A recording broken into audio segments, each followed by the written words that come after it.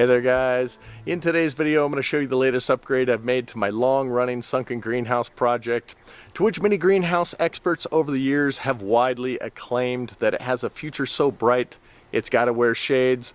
And ironically, this video is about a shade structure that you can see there on the far side of the greenhouse. My apologies for that terrible music reference. Just wanted to try to make it as interesting as possible. But anyway, if you are unfamiliar with this project, I think I've got maybe a total of 14 or 15 videos building this. From the original hole in the ground to the structure you see above and redoing the inside a couple of times. It's essentially just a greenhouse that's sunken in the ground, and the concept is to take advantage of the thermal mass of the earth in regard to heating, as well as be very wind resistant. And my area has very high winds, and it's been a very fun project over the years. Definitely very strong on concept, low on production, which I readily admit. But anyway, hopefully you'll find it interesting and maybe to give you ideas in case you want to do something similar. So let's go take a look at that, and then I'll show you what I got growing inside.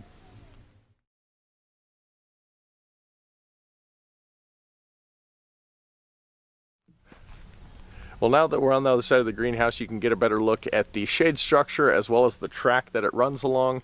But before I give you a closer look at that and how it all operates, you may be wondering the obvious question of why I'm even shading this in the first place, because aren't I supposed to be bringing in as much sun and solar heat as I can for the plants to thrive off of?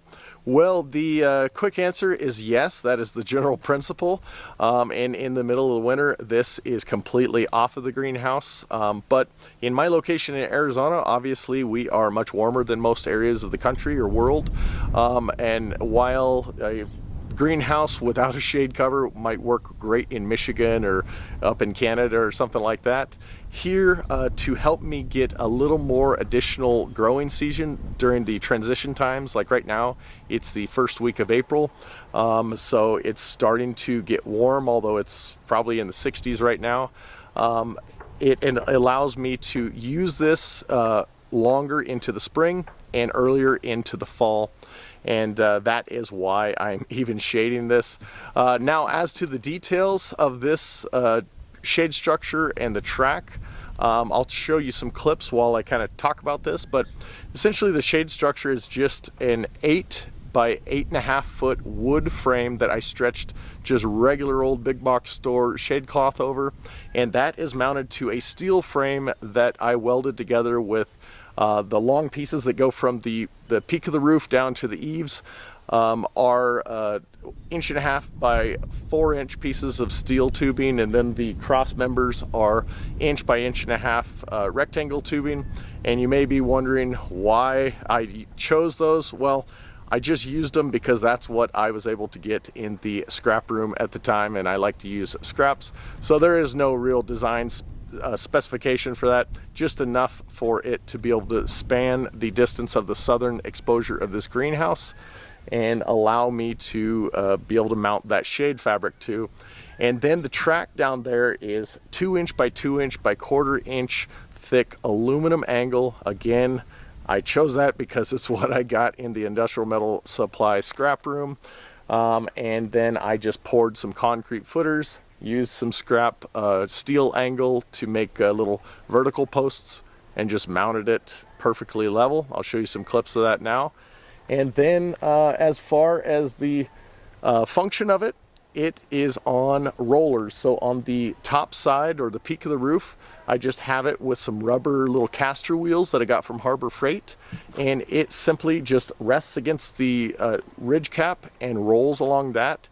And then on the bottom, I used 6 inch evaporative cooler pulley wheels, kind of the same type of wheel that would be your serpentine belt on a vehicle engine would run through, because it has a little groove on the end. And I chose those just because they have a nice big groove that can sit over that aluminum angle, so it kind of sits in there like a track. And then I just used some 3/4 inch bolts as the little axles and some extra washers to allow it to spin. So many of you probably didn't care about any of those details, but I know many of you do. So anyway, I'll show you some clips of it being taken on and off.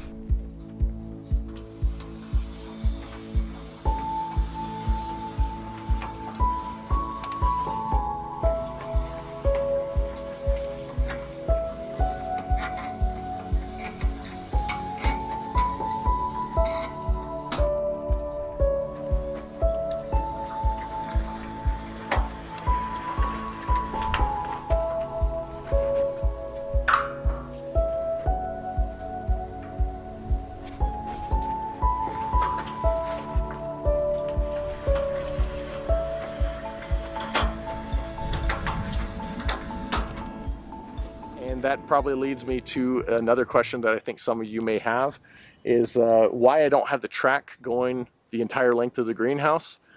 Because essentially this functions kind of like a light switch. It's either on or it's off in the stowed position. So in the middle of winter, it's just rolled off and stowed on those two little blocks there. And the reason it just goes on in basically a singular position is that this is oriented exactly east to west. So as the sun passes over that big piece of shade fabric, the shade equally covers the plants throughout the day. So everybody gets a little bit of relief from the excess heat, and then obviously the shade just helps the greenhouse to prevent it from getting hot too quickly. So I think now I will take you inside and show you what I got growing.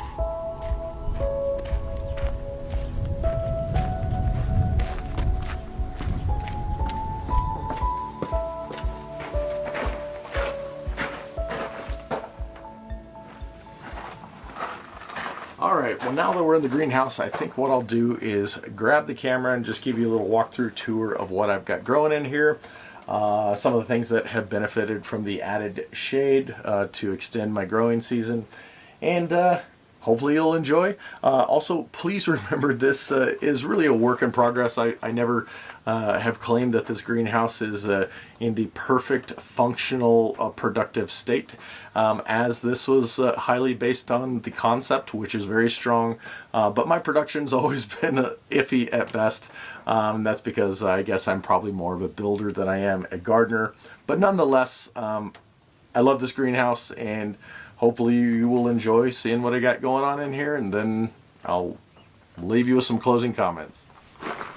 To start this off, we'll begin in this corner right over here, which is definitely the least impressive corner of the greenhouse. It's filled with a bunch of little companion plants that my wife added, most of which I could not name, but you'll see some dill, onions. There is a pepper plant right here that was planted last year and produced peppers for us, and we never watered it over the summer, so we thought it was completely dead. And you will see it's still trying to survive, but it just hasn't fully come back. This is a newer pepper plant that we planted that has been thriving. I think we planted that maybe in like December or early January. And then moving over here, I don't remember which, but one of these pepper plants was from last year. Again, it was one that we thought was dead and didn't do anything over the summer. And it has started coming back. And then the biggest success story is this tomato plant right here. This was planted last year, and you will see it was just a big woody trunk right like that. Looked like it was completely dead. Some of these still had just a little bit of pale green, but we kept watering it, and it has actually taken off quite well the last couple months. You can see it's loaded with tomatoes. These are been ready to pick for a couple days now, but I left them on here so you could see them. But it's got tomatoes all over, and again, that was one we kind of thought was dead. Just let it survive on its own over the summer, and I think that's actually a real testament to this shade structure actually keeping it a little bit more palatable. And then we've got some leafy greens here, and this is another testament to that shade structure helping. They're not in the best shape, but considering we've been into the 90s a couple times, this extra shade has kind of kept this environment a little bit nicer.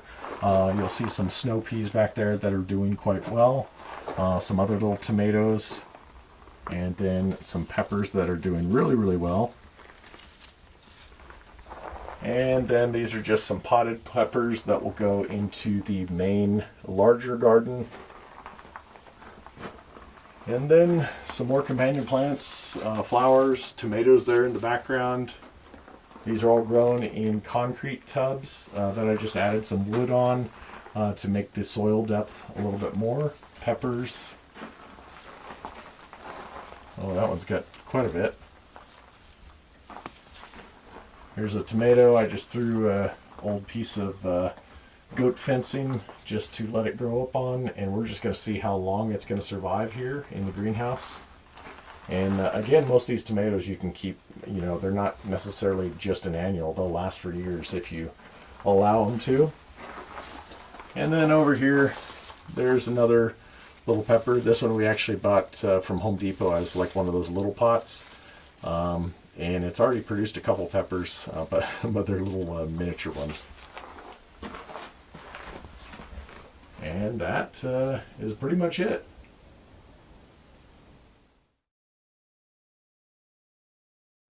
And I didn't want to forget to make a special note about this little guy.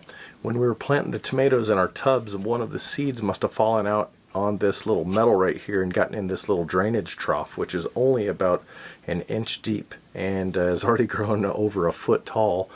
You can see it's just growing right in between the roofing metal that directs the water into this trough to keep it from going behind the retaining wall. And anyway, so I'm going to have to try to get this out and see if I can transplant it in the garden, because it's clearly a very strong seed. And I'm just going to see if I can spread this apart enough to wiggle it out.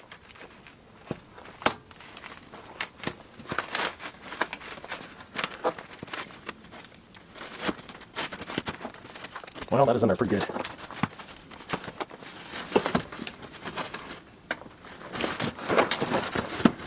Holy moly. Okay, well look at that. So this guy is ready to be planted either out in the garden. Well, I could probably do it in the garden now, but maybe I'll put it in one of these tubs. Look at that. Pretty impressive. Alright guys, well I think that is pretty much going to do it for this video. As always, I hope you found it interesting, and perhaps you will find some little tidbit in here helpful in case you want to do a similar style project like a greenhouse. Or also, I say humbly, maybe you find something in this video or this broader Sunken Greenhouse series that you don't want to do, because I will readily admit that I have made as many mistakes on this as I have had successes. As I said in the beginning, conceptually it is very strong. It does exactly what I thought it would do. It stays warm in the winter and is very resistant, although we don't even get super cold in the winter, but we can get into the single digits or the low teens, and when I have had plants in there, they've done fine. And then it is also very wind resistant. But yeah, so if you see stuff here you think is a good idea, take it, use it for your own, or if you see stuff that's a bad idea, well, just make a note and don't do that on your own project. As for this actual structure, I think some of you may be wondering, like, you know, it kind of looks high-tech with those wheels and very mechanical, but really it's just super simple. It's just roll it off, set it down, or roll it back on. Well, that is just because I wanted to keep it very simple. I also think some of you may be wondering why I didn't just like stretch a piece of shade cloth directly over the roof, which would definitely be cheaper. Although really with all the materials I put into this is probably only about a couple $100 for something that will last a long time. And in my area with the high winds, if I simply just stretched a shade cloth over it, because I've done this before, it starts flittering in the wind over and over and over. And you know, you ever seen somebody on the road on the highway with like a tarp covering something, and the back edges of the tarp are just basically pulverized by the frequency of the wind vibrating it and lashing it up and down. Well, that's what happens to the things that are not buttoned down. So that's why I wanted to have a rigid structure, so the wind can pass over it, and the shade cloth doesn't just, you know, move and basically wear itself out quicker than it otherwise would have. But yeah, back to what I was saying as far as why do I keep trudging along, making little rinky-dink improvements to this project that I readily admit has some faults to it. Well, I think, you know, anytime you have something that you're working on and there is some viability, I think it's worthwhile to keep it afloat and see if you can make that remote island eventually, unless it's just a complete failure, which this is definitely not. It's very thermally strong in the winter and resist the winds like I wanted it to. But yeah, so I don't know. I've just kind of beaten a dead horse on this one. But yeah, take any good from it that you have seen me do, and take any bad, and just make mental notes of what not to do. As for what is to come next, well, as I've shown you in the last 2 or 3 videos, so we've had another batch of baby goats. This one was from one of our brand new moms. Her name's Cora. She's a little spotted one with red, kind of like a red solid color with white spots. And she had 4 little babies. 3 of them were bucks and 1 was a doe. Which makes the last 7 goats we've had born here, 6 of them were bucks. Not to say they're any less valuable, they're just as sweet as the rest, but they are a little bit less marketable because most people who are wanting these type of goats want them for milk, and you're definitely not wanting the type of milk that comes out of these boys. But anyway, they make for great pets, and we've already had the last batch of 3 boys are all spoken for, so yeah, there's enough people out there who I think enjoy goats enough to have them. But anyway, so that will probably result in me doing like a milking stand video, because my milking stand I did a couple of years ago that I welded together. A lot of people liked it, but the people who don't ever want to do any welding, they said, can you do one out of wood, just that's more friendly to people who just have regular tools? And that's what this one's going to be. So I think it turned out pretty cool. And then my truck camper project, which is another long drawn out project like this one, I've finally started working on the fold out bed, and I actually have cut wood and putting hinges in place and things like that. So hopefully that'll come shortly thereafter. So as always, if you like this, please hit the thumbs up, subscribe for more similar content, and until I see you again, God bless.